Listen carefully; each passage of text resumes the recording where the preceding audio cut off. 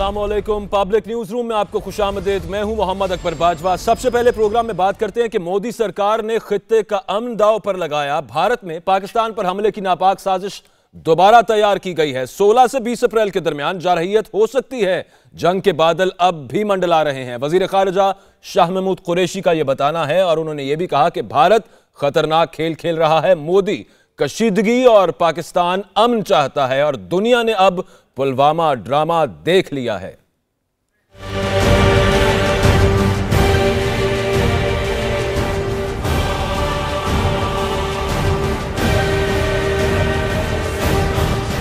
बुज़दिल दुश्मन के खित्ते में नापाक अज़ाइम का पर्दा वज़ीर खारजा शाह महमूद कुरैशी ने चाक कर दिया। वज़ीर खारजा शाह महमूद कुरैशी ने कॉन्फ्रेंस करते हुए कहा, भारत पाकिस्तान के खिलाफ जारहियत का नया मंसूबा बना रहा है। 16 से 20 अप्रैल के दरमियान पुलवामा जैसे वाक़या का खदशा है कि भारत एक नया मंसूबा तैयार कर रहा है और पाकिस्तान पर एक और जारहियत का इम्कान है और हमारी इत्तला के मुताबिक 16 से 20 अप्रैल तक यह कार्रवाई की जा सकती है और मकबूजा कश्मीर में एक नया वाकया रूनुमा किया जा सकता है, पुलवामा जैसा। वज़ीर खारजा ने कहा, जंग के बादल अभी मंडला रहे हैं। वज़ीर आज़म की मुशावरत के बाद इंटेलिजेंस इत्तलात को आलमी बिरादरी से शेयर करने का फैसला किया है ताकि आलमी दुनिया भारत के गैर जिम्मेदाराना अज़ाइम को जान सके। आलमी बिरादरी खित्ते की हसासियत के पेश नजर अपना किरदार अदा करे। मैंने देखा है कि बादल अभी भी पूरी तरह छटे नहीं। मुसद्दका इत्तलात को सामने रखते हुए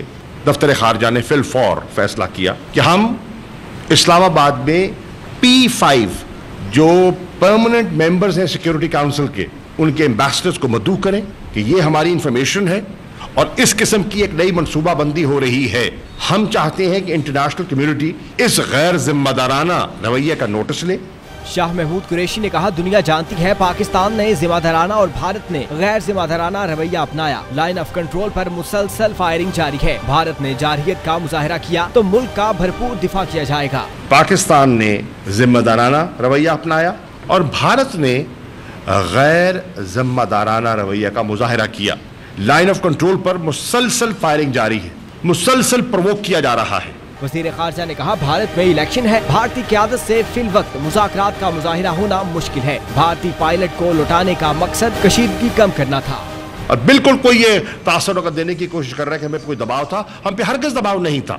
हमने आज खुद फैसला किया कि हमें ऐसा कर देना चाहिए। एक अमन का पैगाम दें और एक गुडविल जेस्चर का मुज़ाहिरा करें और इससे कशीदगी कम होगी। वज़ीर खारजा ने कहा, पाकिस्तान कल भी अमन का दाई था और आज भी है। तमाम मसाइल का हल मुज़ाकरात के जरिए मुमकिन है। मकबूजा कश्मीर में भारतीय फोर्सेस के मुसालिम पर आलमी बिरादरी को सरफे नजर नहीं करनी चाहिए। ये रिपोर्ट आपने मुलायजा की। शाह महमूद कुरैशी साहब का बताना था कि 16 से 20 अप्रैल के दरमियान इंटेलिजेंस रिपोर्ट्स हैं कि भारत एक मरतबा फिर कश्मीर में खुद हमला करा के और उसके बाद पाकिस्तान पर जारहियत कर सकता है। तो इस पर बात करते हैं। हमारे साथ दिफाई तज्जियाकार हुमा बकाई साहिबा मौजूद हैं। बहुत शुक्रिया मैडम आपके वक्त का। क्या आप ये कहेंगी इस बारे में कि जो इंटेलिजेंस रिपोर्ट्स आ रही हैं, अगर भारत ऐसा कुछ करता है तो क्या इसका मतलब ये लिया जाए कि पिछला वाला जो ड्रामा किया था पुलवामा वाला, उससे जो एडवांटेजेस अखज करना चाहता था भारत वो नहीं कर सका? देखिए, मैं आपसे गुजारिश करूं कि ये इस वक्त सूरत हाल खुल रही है।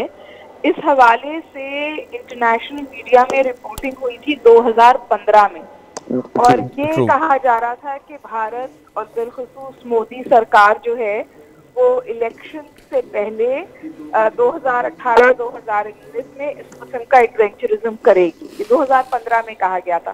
तो वो बात खुलकर मेरे और आपके सामने आ गई। हुआ ये है कि इस वक्त भारत के अंदर से ऐसी आवाजें उठ रही हैं और जिम्मेदार लोगों की उठ रही हैं, ओपिनियन बिल्डर्स की उठ रही हैं, जो सीरियस सवालात उठा रहे हैं कि ये जो भारत ने क्लेम किए हैं प्रीवियसली, उनमें किस हद तक सच्चाई है। तो चाहे F-16 का मामला हो, चाहे टेरर कैंप पे हमले का मामला हो, चाहे 300 अमवात का मामला हो, भारत को हर जगह शर्मिंदगी का सामना है अपने लोगों के सामने भी। अब तो जाहिर है मोदी जो सरकार है वो इस वक्त डेस्परेट है और देखिए पॉपुलरली ये समझा जाता है कि कोई मोदी वेव है, लेकिन सिर्फ 71% वोटर मोदी के साथ है और इस वक्त वो और भी मुश्किल सूरत हाल में है। न सिर्फ ये कि वो पाकिस्तान के साथ ये कर रहे हैं बल्कि इंडिया के अंदर भी अक़लियतों का जीना इस वक्त मुश्किल हो गया है। मुसलमान गोश्त की दुकानें जबरदस्ती बंद कराई जा रही हैं। गेन्स वो हासिल करना चाहते थे, खास तौर पर इंटरनली अपना इलेक्टोरली, वो हासिल नहीं हो पाए क्या? हम इससे ये समझें कि पुलवामा में एक दफ़ा ये सब मामला हुआ, उसके बाद वो पूरा एक सीन चला और उसके बाद अब जो दोबारा रिपोर्ट्स आ रही हैं वो ठीक है, इंटरनेशनल मीडिया जो भी कहता रहा, लेकिन एक इतना बड़ा मामला हो गया, स्टैंड ऑफ हुआ पाकिस्तान इंडिया के दरमियान और on the verge of nuclear war आ गई दोनों मुल्क, उसके बावजूद एक और ऐसा प्लान बनाने की कोशिश की जा रही है। मैं बहुत वाज़ेह तौर पे आपसे गुजारिश करूं कि इस वक्त पाकिस्तान ने या शाह महमूद कुरैशी साहब ने थोड़ा सा प्रीएम्प्टिव खेला है और इस बारे में प्रेस कॉन्फ्रेंस कर दी है, क्योंकि ऐसा नहीं है कि इंटेलिजेंस पहले भी नहीं थी, इंटेलिजेंस पहले भी थी, लेकिन इंटरनेशनल कम्युनिटी का जो किरदार होता है वो एक फायर ब्रिगेड का होता है, बिल्कुल पाकिस्तान इंडिया के तनाज़े के मामले में। जब एक्टिव कॉन्फ्लिक्ट हो जाता है और एस्केलेशन ऑफ वायलेंस होती है तो इंटरनेशनल कम्युनिटी मोबिलाइज होती है, बिल्कुल ठीक, मसले को हल करने के लिए नहीं, सिर्फ वायलेंस खत्म करने के लिए। तो इस वक्त पाकिस्तान इन सम वेज एक प्रीएम्प्टिव स्ट्रेटजी के साथ आ गया है सामने, जहां वो ये कह रहा है कि इसकी वाज़ेह ठीक है। मैडम आप साथ मौजूद रहिएगा। साबिक वज़ीर ख़ारजा खुर्शीद कसूरी साहब हमारे साथ मौजूद हैं। बहुत शुक्रिया सर, आपने वक्त दिया। शाह महमूद कुरैशी साहब ने प्रेस कॉन्फ्रेंस की और उनका ये बताना था कि इंटेलिजेंस है कि 16 से 20 अप्रैल के दरमियान भारत दोबारा ऐसा कोई मामला मकबूजा कश्मीर में कर सकता है जिसके बाद पाकिस्तान पर जारहियत करने की बात की जाए। तो आप ये समझते हैं कि प्रीएम्प्ट किया गया है पाकिस्तान की तरफ से, या कोई इंटेलिजेंस रिपोर्ट्स होंगी, या फिर भारत वाकई ऐसा कुछ कर सकता है 16 से 20 अप्रैल के दरमियान, या फिर उसके बाद भी इलेक्शन से पहले? फॉरेन मिनिस्टर के पास कोई इंटेलिजेंस रिपोर्ट्स होंगी, हमारी अपनी एजेंसीज की, और उसके अलावा हो सकता है फ्रेंडली कंट्रीज की इंटेलिजेंस एजेंसीज की भी रिपोर्ट्स हों। अब बुनियादी वजह इसकी जो समझ आ रही है वही है कि जो पुराना ड्रामा रचाया था मोदी साहब ने हिंदुस्तान का इलेक्शन जीतने के लिए, उसके 2-3 हिस्से थे।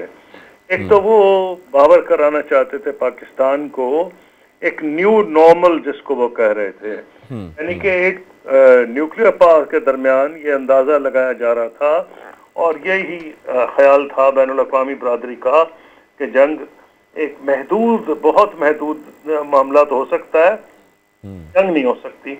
और उसकी एक लिमिटेशन कारगिल वॉर में नजर आई थी कि वो महदूद रही कश्मीर की हद तक जो डिस्प्यूटेड टेरिटरी है, बिल्कुल, और उसमें एक हद से आगे नहीं निकला गया और इंडियन एयरफोर्स पाकिस्तानी टेरिटरी में नहीं आई।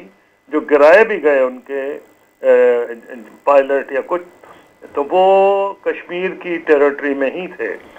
अब उसमें यह है कि मोदी साहब, क्योंकि उन्होंने बाकी जो वादे किए थे कि हर बंदे को, जो उन्होंने कहा था मैं ब्लैक का पैसा लाऊंगा तो 15 लाख आपके खजाने में आ जाएगा, ढकोसला निकला, 15 पैसे भी नहीं लोगों को मिले। फिर महंगाई बेइंतहा हो गई, बावजूद फिगर्स के जो वो कह रहे हैं कि जी दुनिया में फास्टेस्ट ग्रोथ है, जो दूसरी फिगर्स आ रही हैं वो है कि दुनिया में जो जिन ममालिक में बहुत ज़्यादा गुर्बत है, भारत उसमें बहुत आगे है।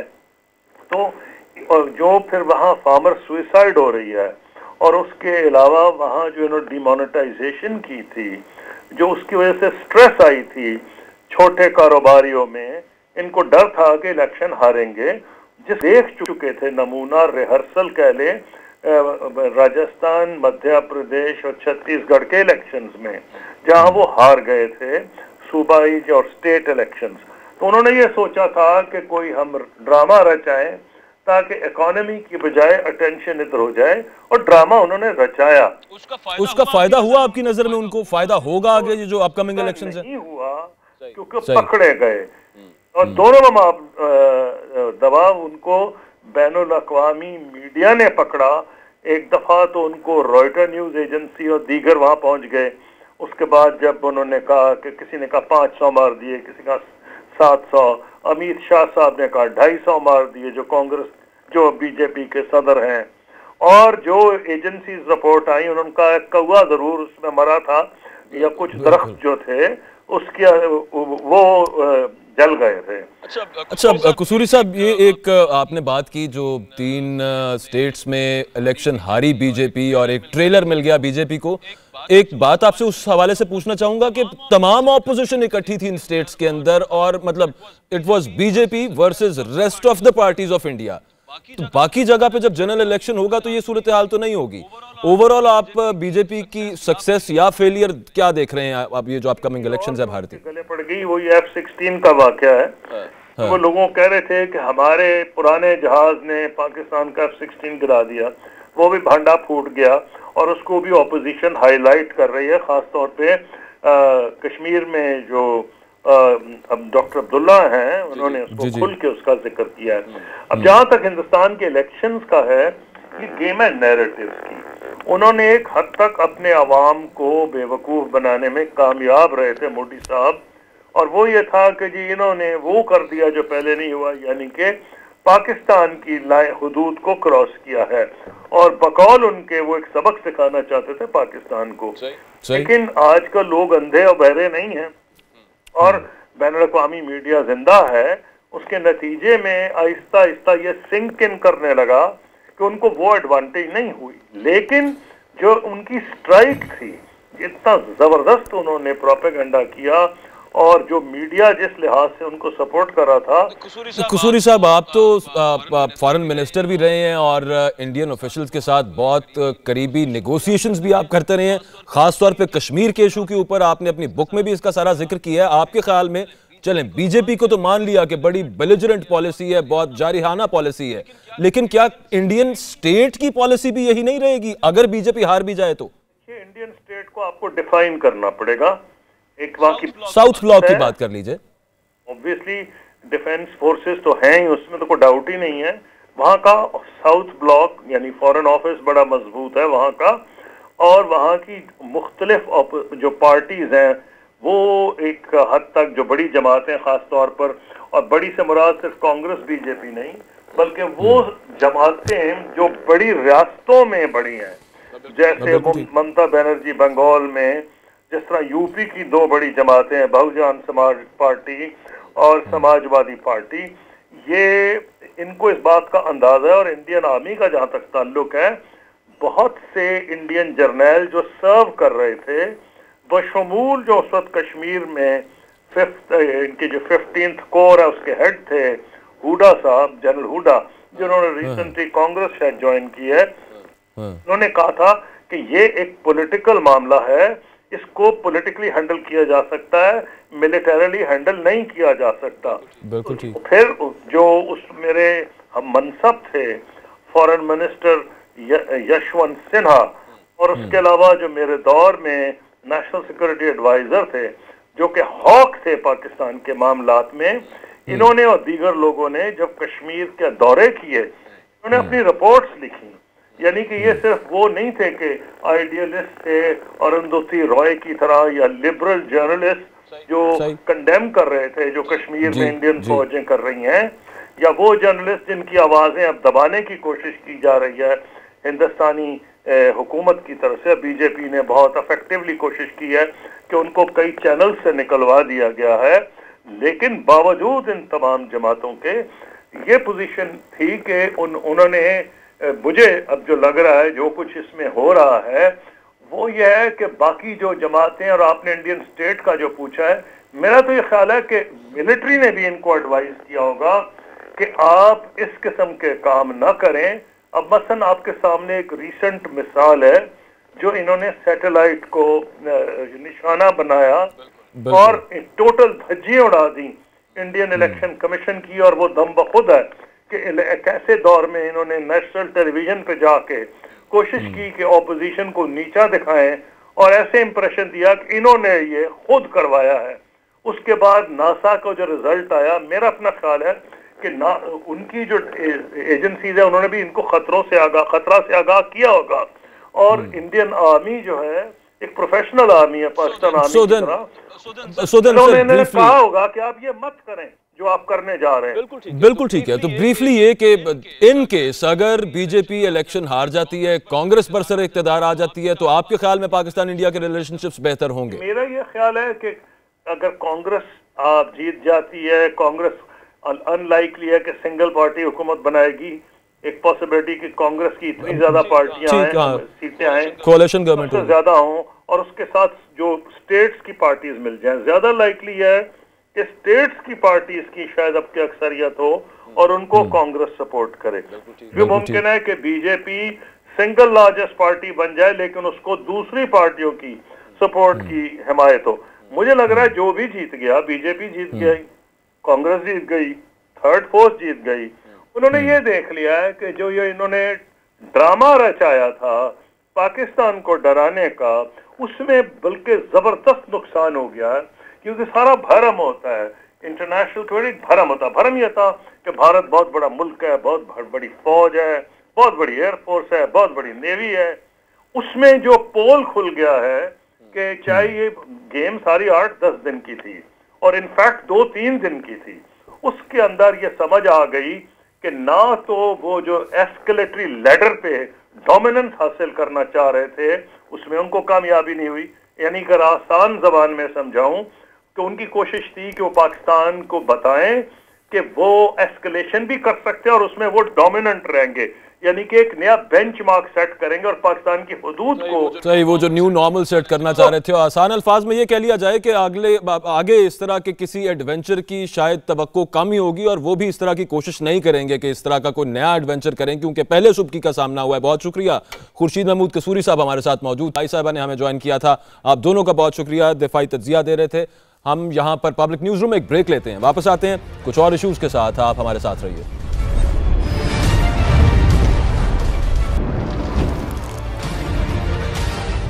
Welcome back to public news room. कुछ बात करेंगे कराची की, जहां पर जराइम पेशा अनासर बेलगाम है। अंधाधुंध गोलियों की तड़तड़ाहट ने शहर में अमन की फजा खराब कर दी है। डिफेंस में फायरिंग से पुलिस एहलकार समेत 2 अफराद जाँ बहक जबकि 2 जख्मी हुए हैं। पुलिस ने अंधाधुंध गोलियां चलाने वाले मुलजिम को अस्पताल से जेरे हिरासत लिया।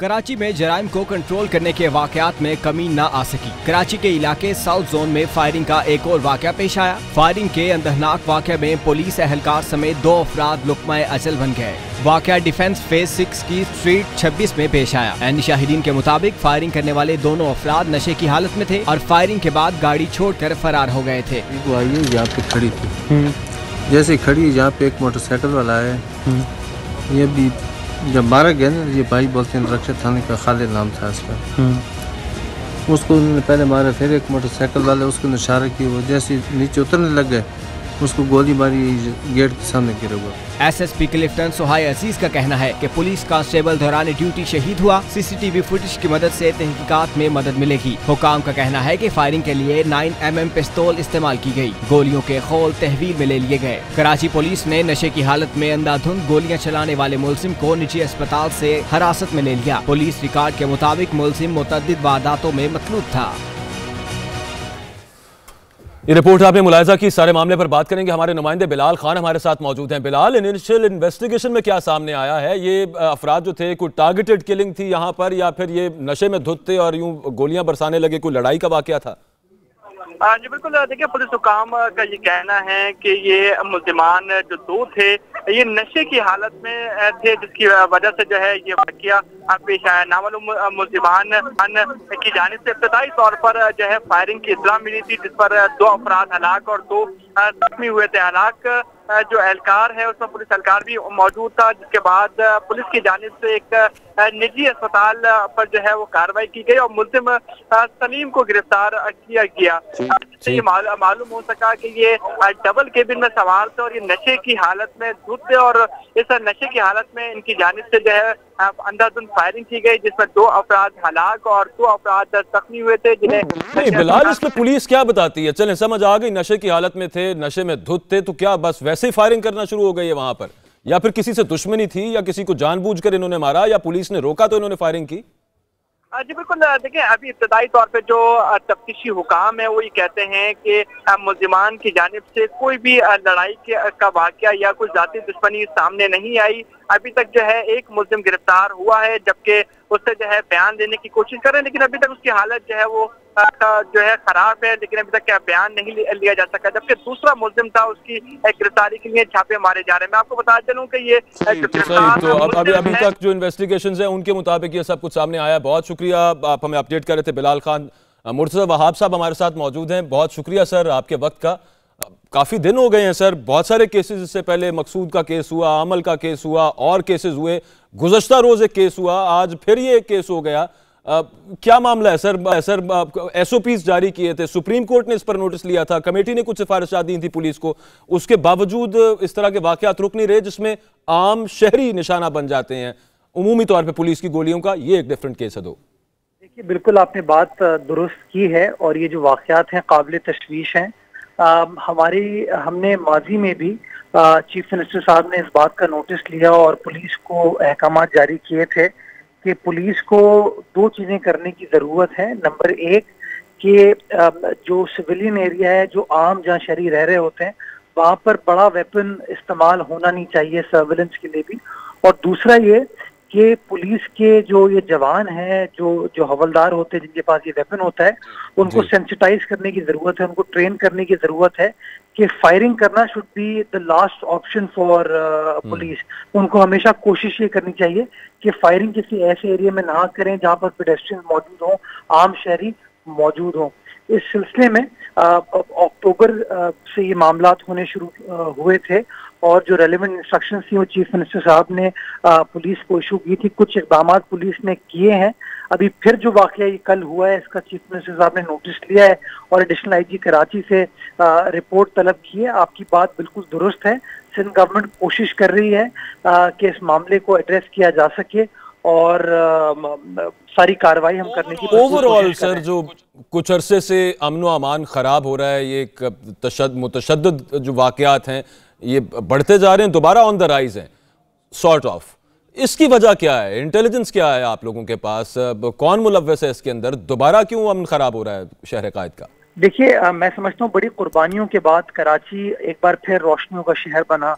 बड़ी मेहनत की यहाँ की हुकूमत ने, लॉ इन्फोर्समेंट एजेंसीज के साथ, पुलिस के साथ, रेंजर्स के साथ, इंटेलिजेंस एजेंसीज के बाद, और बड़ी कुर्बानियों के बाद हमने इस शहर को एक बार फिर अमन का गहवारा बनाया और तमाम रौनकों को बहाल किया। तो नेचुरली जो लोग कराची के अमन से खुश नहीं है, वो इसके खिलाफ साजिश करने की कोशिश करते हैं, लेकिन सिंध गवर्नमेंट का मोराल हाई है।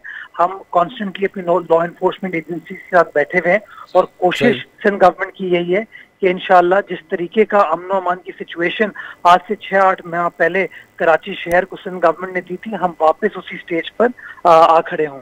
एक छोटा सा सवाल आखिरी सर, ये कि अमल वाला केस हुआ था, सुप्रीम कोर्ट ने उसका नोटिस लिया था, कमेटी बनाई गई थी, कमेटी ने रिपोर्ट पेश की थी, उसमें से एक सिफारिश ये थी कि सेमी ऑटोमेटिक गन्स जो हैं वो पुलिस से ले ली जाएं, खासतौर पर उनसे कि जो डिप्लॉयड हैं शहर के अंदर अमन व अमान की सूरत हाल को देखने के लिए। उस सिफारिश पर अमल नहीं किया गया। सिंध गवर्नमेंट भी जिम्मेदार है, क्योंकि सुप्रीम कोर्ट की तरफ से एक ये मामला था। अब उसके बाद जितने भी मामलात हुए हैं वहां पर सेमी ऑटोमेटिक वेपन्स इस्तेमाल होते हैं पुलिस की तरफ से, जिसकी वजह से दोबारा इस तरह के वाकयात रूनुमा हुए। थोड़ा ये डायरेक्टली आपके सवाल से रिलेटेड नहीं है, बट मैं थोड़ा सा एक सवाल यहाँ एक और उठाना चाहूंगा कि जब कोई अच्छा काम होता है तो आप लोग क्रेडिट किसी और को देते हैं, और जैसे कोई गलत काम हो जाता है तो क्रेडिट की जगह जब ब्लेम गेम होता है तो सिंध गवर्नमेंट को दे दिया जाता है। आपको याद होगा कि पुलिसिंग से रिलेटेड हमारे कोर्ट की जजमेंट आई हुई है, जिसके अंदर उन्होंने डायरेक्टली कह दिया कि सिंध गवर्नमेंट पुलिस के मामलात में अमल दखल नहीं कर सकती, और वो फैसला पुलिस को खुद करना होता है।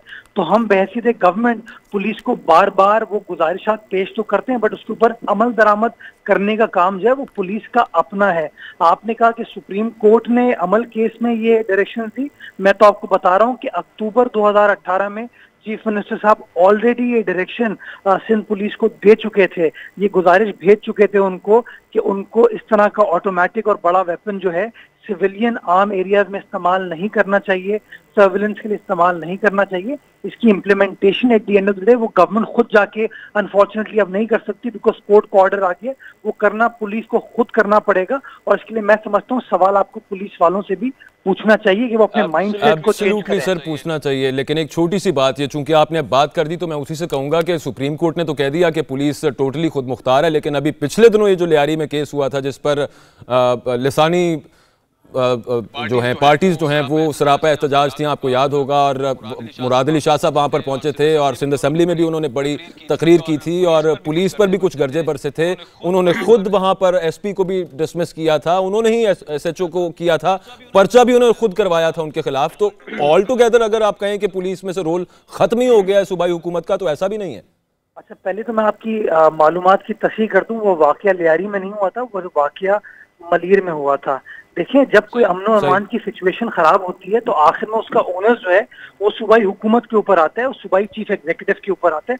उस कैपेसिटी में चीफ मिनिस्टर साहब ने अपनी डायरेक्शन इशू की थी, बट मैंने फिर गुजारिश की आपको कि आप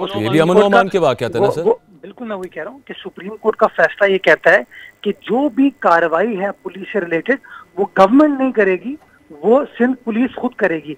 और ये कानून का इतलाक पूरे पाकिस्तान में कहीं और नहीं होता, सिर्फ सूबाई सिंध के लिए कानून मुतय्यन किया गया है कि सूबाई सिंध का जो कॉन्स्टिट्यूशनल चीफ एग्जीक्यूटिव है, सूबाई सिंध का जो चीफ मिनिस्टर है, वो पुलिस को अहकाम जारी नहीं कर सकता।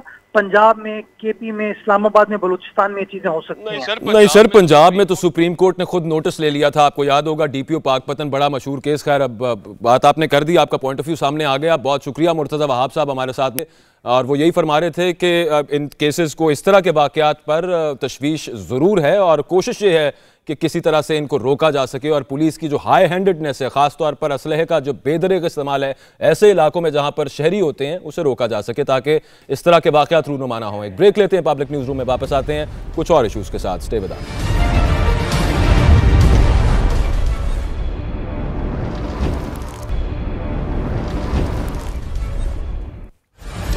Welcome back to the show. एक अहम खबर से आपको अपडेट करें कि वज़ीर आज़म इमरान खान से वज़ीर इत्तलात फवाद चौधरी ने मुलाकात की है, जिसमें वज़ीर आज़म ने फवाद चौधरी को शरीफ फैमिली को हुदैबिया केस में मिलने वाले एनआरओ की तफसीलात आवाम के सामने लाने की हिदायत कर दी है। वज़ीर आज़म ने कहा कि शरीफ फैमिली को एनआरओ ना मिलता तो आज मनी लॉन्ड्रिंग का खात्मा हो चुका होता। यह भी कहा कि पिछले 10 सालों में लिए गए 60 अरब डॉलर कर्जों का भी हिसाब लेना चाहिए।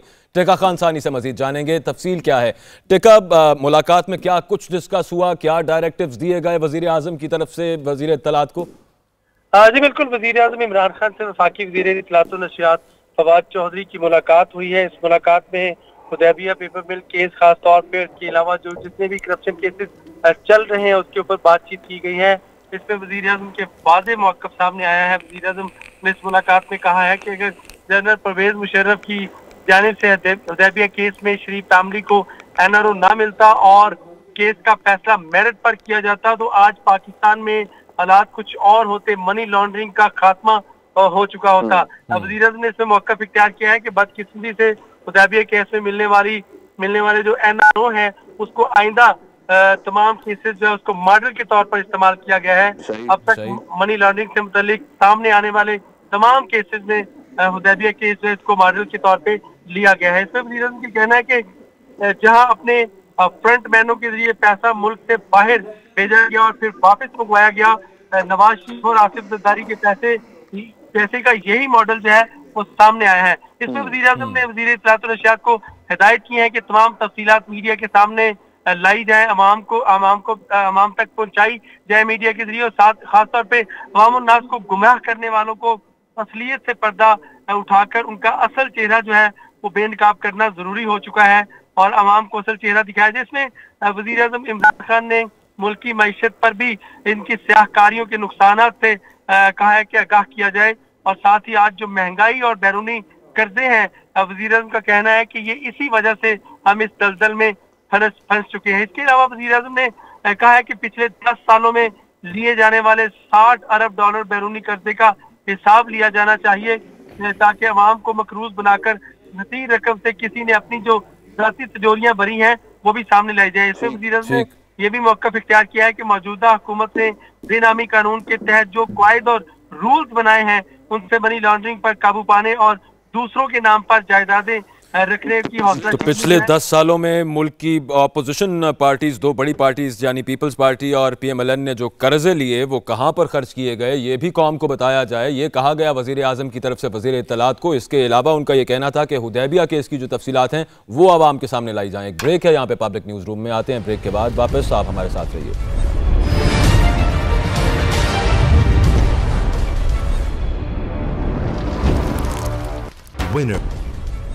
पब्लिक न्यूज़ रूम में एक मरतबा फिर आपको खुशामदीद कहते हैं। आप कुछ बात करेंगे लोड शेडिंग की। तो गर्मी आते ही मुल्क भर में लोड शेडिंग भी शुरू हो गई है। छोटे बड़े शहरों में शुरू होने वाली लोड शेडिंग ने आवाम का जीना दूभर कर दिया है। दूसरी जानिब वजीर तवानाई उमर अयूब खान के मुताबिक मुल्क में लोड शेडिंग की खबरें बेबुनियाद हैं और बिजली की कुल तलब 14,840 जबकि पैदावार 17,000 मेगावाट है। मुल्क के किसी इलाके में लोड शेडिंग नहीं हो रही और बिजली चोरी और नुकसानात वाले इलाके सिर्फ वही इलाके हैं जहां पर उसी तनासुब से लोड शेडिंग की जा रही है। अब इस बारे में सब असल सूरत हाल है क्या, वो अपने नुमाइंदे राजा उस्मान ताहिर से जानेंगे। राजा उस्मान, लोड शेडिंग तो हर जगह पर हो रही है, इसका मतलब है कि तमाम मुल्क में ही बिजली चोरी हो रही है उमर अयूब साहब की मंतक के मुताबिक? तो जी बिल्कुल, सूरत हाल ऐसी है कि जो हमारे ज़राए उन्होंने बताया कि इस वक्त जो मुल्क में बिजली की कुल पैदावार है वो 15,500 मेगावाट है और जो बिजली की तलब है वो 17,500 मेगावाट हो गई है। तो इस तरह जो शॉर्टफॉल है वो 2,000 मेगावाट का हो गया है, जबकि हुकूमत ये कह रही है कि हमारे पास जो बिजली है वो सरप्लस मौजूद है। हुकूमत का ये कहना है कि बिजली की कुल तलब जो है वो 17,000 मेगावाट है और जो बिजली पैदा हो रही है वो 17,100 मेगावाट है। तो इस तरह 100 मेगावाट हुकूमत का दावा है कि हमारे पास सरप्लस बिजली मौजूद है। लेकिन ताहम हुकूमत का ये भी कहना है वज़ारत तवानाई का कि वो उन इलाकों में बिजली की लोड शेडिंग की जा रही है जहाँ बिजली चोरी होती है या जहाँ पे बिलों की रिकवरी कम है या जहाँ पे नुकसानात हैं। जी बहुत शुक्रिया राजा उस्मान ताहिर, आप हमें अपडेट कर रहे थे। आगे बढ़ेंगे, कुछ बात करेंगे और भी इश्यूज़ की, लेकिन एक ब्रेक लेते हैं। पब्लिक न्यूज़ रूम में वापस आएंगे हेडलाइंस के साथ, दीगर इश्यूज़ होंगे। Stay with us.